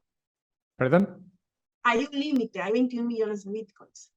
Efectivamente, por eso creo que, y esto es lo que estaba pensando cuando lo explicabas, y es que creo que en cierto modo a Bitcoin para ti al menos le pasa un poco como a Rothbard, y es que es un poco extremista a la hora de presentarse, y en este caso sí, se nos presenta una moneda con un límite fijo que no se presta a ningún tipo de inflación, te pongas como te pongas. No obstante, haciendo esa apreciación en cuanto a que Bitcoin puede ser un poco rothbardiano, lo cual es posiblemente lo que a mí me interese. Al tiempo que es un poco rothbardiano, sí que se presta a más flexibilidad. Por ejemplo, está ese límite y no se pueden crear más. No obstante, es muy probable que el mercado, y de hecho ya lo ha hecho, el mercado cree lo que es la reserva fraccionaria de Bitcoin, que tú tienes Bitcoin en un monedero o en un depósito y luego crees más Bitcoins papel que luego la gente demande y que sirvan como posible medio de pago, lo cual incrementa la oferta monetaria, quieras o no, y que de alguna manera se alejaría de esa, digamos, pureza de método que sí que nos plantea Bitcoin. No obstante, Bitcoin, bueno, es simplemente un protocolo y luego se usará como la gente decida usarlo. Y muy probablemente, bueno, como se está viendo en la realidad, como es lógico, existe la reserva fraccionaria, probablemente seguirá existiendo y al tiempo también se presta bueno, a avances a través de otros protocolos, como puede ser protocolos de segundas capas, donde se permite una mayor facilidad de transporte, una mayor facilidad de pago, de uso como medio de pago, por ejemplo, a través de la red de Lightning puedes hacer pagos. De hecho, habrá mucha gente, por ejemplo, escuchando este podcast cuando esté disponible, claro, a través de una aplicación que se llama Fountain, donde puedes mandar micropagos mientras vas escuchando el podcast o si acaso en el momento en el que digo algo que a la gente le guste, como que, no sé, vivan esos bitcoineros, pues pueden decir, venga, un boost. Y entonces sueltan una serie de sats ahí que se mandan a través de la red de Lightning, lo cual lo asemeja mucho a los sistemas de pagos más avanzados con los que solemos manejarnos. Incluso, bueno, la liquidación es instantánea, o sea que en ese sentido es más rápida que la que tenemos con Visa o Mastercard. Pero sí, entiendo tus reservas, pero yo creo que, bueno, como en el libertarismo, nos encontraremos a pesar de que podamos verlo de manera diferente. Y lo que creo es que Bitcoin puede llegar a ser reserva de valor, ¿no? O sea, sí creo que pueda tener cierta confiabilidad y evitar la volatilidad que existe, ¿sí? Que pueda llegar a crear confianza en los individuos tanto que el Bitcoin llegue a ser una reserva de valor como lo era el oro o como era la plata, ¿no? No sé, tendría que estudiar más el tema No, para entender. es muy posible que, bueno, si tú tienes razón, o sea, yo podría tener razón y para que yo tuviese razón, tú tendrías que tener razón seguro. Es decir, que para que yo tuviese razón, tú tendrías que tener razón seguro y yo es posible que no la tenga. En el sentido de que para que llegue a ser medio de pago, antes tendría que ser reserva de valor. Porque Exacto, si la gente no exacto. tiene saldos en Bitcoin, difícilmente van a aceptar Bitcoin para nada.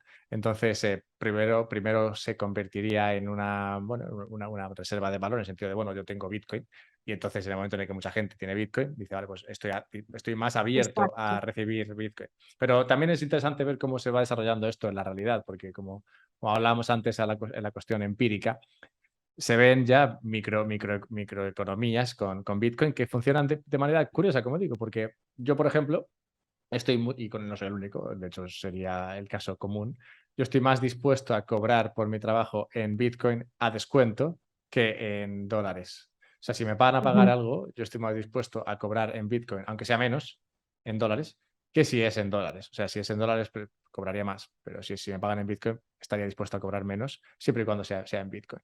¿Por qué le ves? O sea, yo le veo más valor a que me paguen en Bitcoin que a que me paguen en dólares. Entonces estaría dispuesto a aceptar un descuento por el pago en Ahí Bitcoin. entra la Y teoría creo, subjetiva del valor de la escuela austríaca. Tú prefieres más, claro, valoras más el Bitcoin que el dólar o que ¿no? El mismo euro.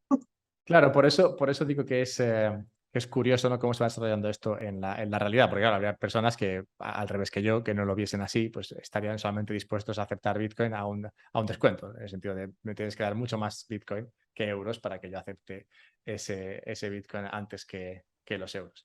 Bueno, es una cuestión que me parece interesante y quería saber tu opinión por todo el estudio que has hecho y sí, yo creo que no pasa nada por pensar en ello como reserva de valor. Creo que es algo que requiere tiempo y, Sí. y habrá que ver un poco cómo va evolucionando. Para terminar, no obstante, siendo mexicana como eres, tengo que hacerte una pregunta y es que hace poco fui a ver un musical aquí en España que se llama Malinche, que habla de la colonización española en México, habla de la figura de Malinche. Esta, esta obra, para mí un poco floja a nivel histórico, pero bueno, entretenida de ver, presenta, bueno, pues lo que es eso, ¿no? La situación de la colonización y trata de mostrar una cara más amable de lo que últimamente se viene diciendo muchas veces por el discurso más mainstream de lo que fueron las colonizaciones, en particular la española en Hispanoamérica. Y quería saber tu opinión sobre esta situación, porque, claro, yo soy español y aparte de español, encuentro muy estúpido la idea actual de pedir disculpas por situaciones que pasaron en el pasado, por las cuales Ay, yo no no, qué tuve nada, pena. yo no tuve nada que Qué ver. oso. Ya ni me Y preguntes, qué oso. entonces, claro, yo no sé si es porque, o sea, claro, yo es que como español, ya te digo, yo no sé si es porque soy español, que me parece una estupidez, o si es que es una estupidez. Porque, claro, digo, igual estoy condicionado para pensar esto. No sé, ¿qué opinas? No, no, no, qué oso. O sea, mira, gracias a Dios que hoy tenemos las redes sociales y tenemos que ahora se han vuelto el cuarto poder, ¿no? En las redes sociales, el cuarto poder político, en que efectivamente muchas veces decimos que el pueblo, el político en turno o el presidente en turno es el que representa a la mayoría del pueblo, ¿no? Vamos a decirlo, la democracia eficiente que hay en cada país.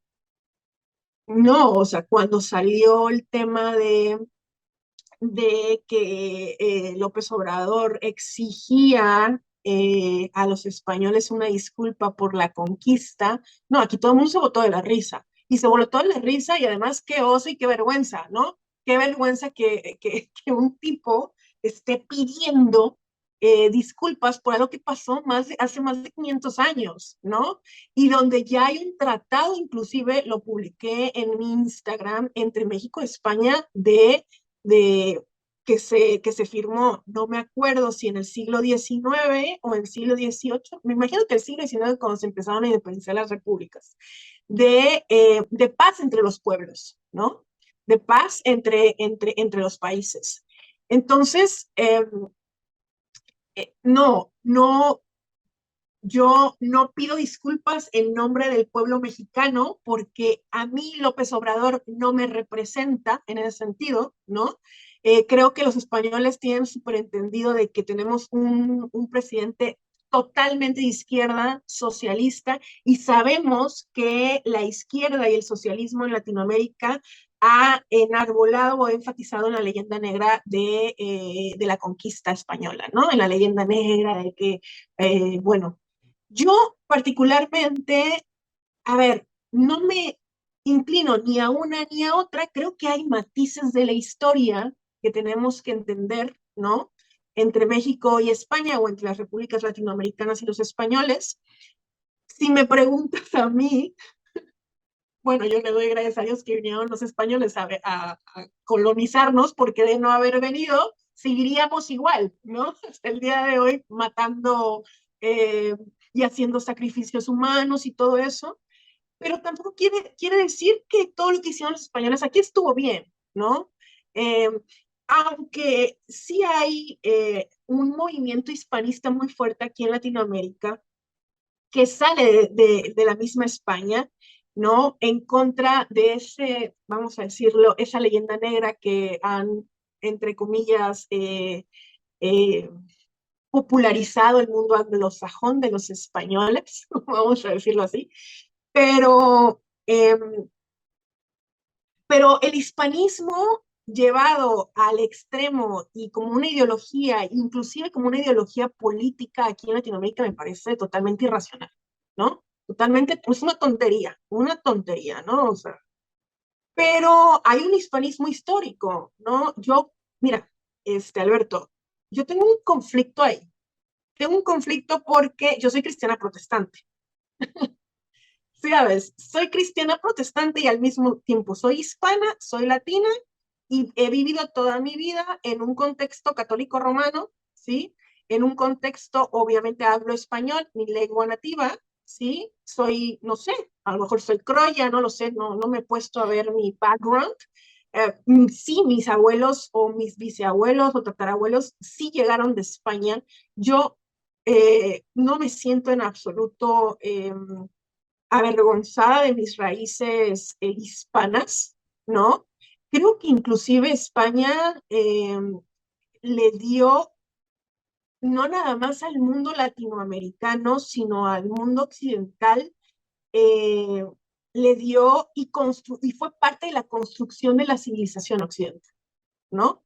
El mundo español, o sea, el imperio español, qué tan importante fue. Que de ahí a que haya llevado a la prosperidad del mundo occidental, bueno, ya hay un debate, ¿no? Ya hay un debate. Eh, si España no hubiese malgastado el dinero, y económicamente así lo veo, que recibió de los pueblos indígenas en la conquista y no se hubiese encontrado con esas monarquías absolutas que administraron pésimamente el dinero, España hoy seguiría siendo potencia, vamos a decirlo así, ¿no? Pero fue en declive, en declive, en declive, en declive, al grado que, bueno, las repúblicas se terminaron independizando de España. Pero tuvo su tiempo de oro, su era dorada, que creo que dio muchas cosas buenas al mundo occidental. Yo le agradezco todo lo que nos dejaron, sinceramente. Creo que la cultura mexicana es esa mezcla hermosa y preciosa entre la cultura española y la cultura indígena, ¿no? En todos nuestros pueblos indígenas, la comida es producto de esa mezcla entre la gastronomía española y la gastronomía mexicana. Eh, pero sí tengo un conflicto ahí en el tema de la teología, ¿no? Sí tengo un conflicto ahí porque sí creo que y no lo digo yo, lo dice Pérez Reverte, ¿eh? Intelectual de español, lo dice César Vidal también, bueno, no sé qué reputación tengas o qué perspectiva tengas de César Vidal, pero sí creo que la teología protestante le dio un sentido diferente a los países reformados en Europa, ¿no? Le dio un sentido diferente a lo que a todos aquellos países en comparación a todos aquellos países que se quedaron con la teología católica romana. En el caso de España, en el caso de Italia, en el caso de Portugal, ¿no? son los países del sur. Creo que los países del norte sí se desarrollaron mucho más rápido, se alfabetizaron mucho más rápido, y creo que fue gracias, y esa es mi convicción, y no lo digo yo, lo dice Max Weber en religión, ¿cómo se llama? En la ética protestante y el espíritu del capitalismo, la sociología de la religión. Sí creo que la teología protestante vino a cambiar el paradigma de la cultura, de la economía y de la política, ¿no? Los países que abrazaron la teología protestante, no estoy diciendo que sean mejores, simplemente estoy diciendo que de cierta manera tuvieron un desarrollo mucho más rápido, ¿no? A ver, déjame aquí, ok. Y pues se puede ver, es un debate muy intenso entre protestantes y católicos aquí en Latinoamérica, y te puedo apostar que también en España, pero se puede ver la nación de los Estados Unidos. La nación de los Estados Unidos fue una nación levantada por el protestantismo, puramente por el protestantismo, eh, por el liberalismo clásico de John Locke y por el liberalismo económico de Adam Smith, y fue una nación muy próspera. ¿Que ha ido decayendo? Sí, es verdad, ¿no? A través de las adopciones del marxismo, el marxismo cultural, de la socialdemocracia, el keynesianismo y todo eso, bueno, diversos factores que han ido declinando al poderío, al imperio anglosajón, pero sí creo que hubo un desarrollo en comparación con los países del sur, mejor. Sé que lo dices con cierta, bueno, con cierto cuidado por si hieres mis sentimientos como español y haber nacido y crecido con el catolicismo, pero realmente yo tiendo a verlo como tú. De hecho, hace poco preguntaba a Fabricio Terán sobre esta cuestión y, bueno, él se mojó menos que tú, tiene una opinión menos firme a este respecto. Comentaba, por ejemplo, que hubo países protestantes que no se desarrollaron tan fuertemente como otros países protestantes, como pueden ser pues, Suecia o países más escandinavos. Pero aún a pesar de esto, habiendo leído mucho a Thomas Sowell, que da mucha caña a la cultura hispana en particular, he de decir que, bueno, yo me adscribo, como decía antes, a esas ideas de que hay culturas mejores y culturas peores, y no creo que la cultura española tradicional haya ayudado a que España funcionase o al menos se desarrollase al ritmo al que podía haberlo hecho. Es verdad que, bueno, por una serie de circunstancias que sí que están, digamos, en la sangre española, pues tuvimos nuestro momento en el cual, bueno, pues no fueron solamente lo que llevábamos dentro, sino también las circunstancias del momento y casualidades, ¿no? Porque al final pues ocurrió todo en un momento determinado, apareció este señor en un momento determinado, salió la cosa bien en un momento determinado, podía haber pasado mil cosas que hubiesen dado con una historia totalmente diferente. El caso es que no fue así y sí, y eventualmente, a pesar de ese gran descubrimiento, España no fue capaz de sacarle todo el partido que podría. De hecho, se habla mucho de lo sacado, ¿no? de Hispanoamérica y de lo poco que realmente produjo eso a España como nación. Así que sí, eso solamente se lo debemos también a parte de nuestro encanto cultural, que, bueno, entiendo que tiene sus ventajas y sus inconvenientes, pero que también es bueno ver cómo con el tiempo se ha ido también cambiando, porque no creo que haya una diferencia cultural tan marcada hoy como sí que la había hace 2 o 3 bueno, más 4 o 5 siglos.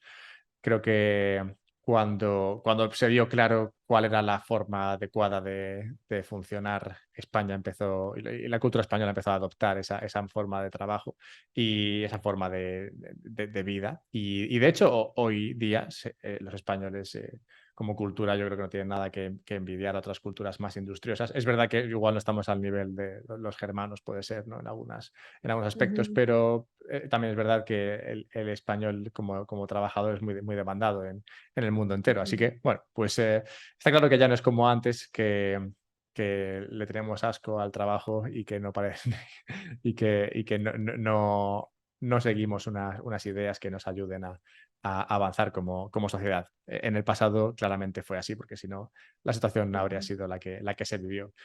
Olivia, ha sido épica esta charla. Lo que pasa es que yo ya no puedo con mi alma. Aquí es casi la 1 de la Sí, mañana como 1 de la mañana, ¿no?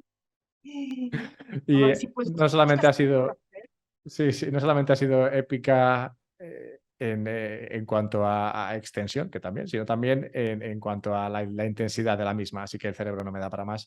No obstante, sí que te emplazaría a en el futuro tratar otra serie de aspectos, porque, bueno, sé que estudias mucho, así que no me extrañaría que en 6 meses o un año tengas material de sobra para otra charla que probablemente sea tan buena como esta.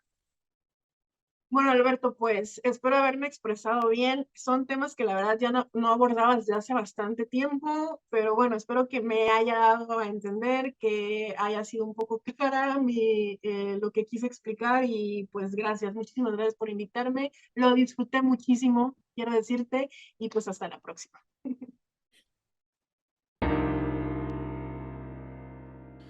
Yo no sé si lo habéis visto como yo o si os ha parecido una conversación de lo más normal.